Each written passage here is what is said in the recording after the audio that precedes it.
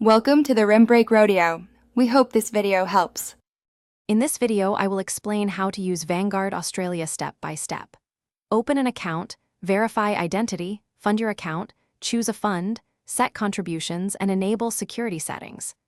I will walk you through navigation, selecting fund types, and checking fees so you feel confident.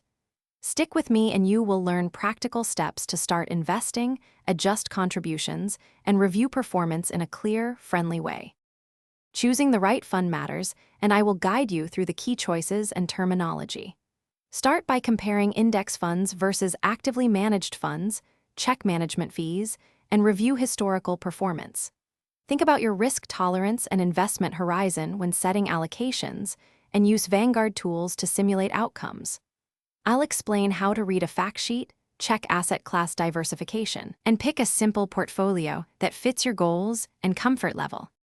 If you're finding this helpful, please subscribe and hit like to support the channel and get more guides. Quick recommendation. I've been reading a great book that can change how you think about money, The Simple Path to Wealth, and it ties nicely to long-term investing ideas we discuss. Check the description for the link and other deals, and if you grab it, you might enjoy the insights. Now let's get back to the video.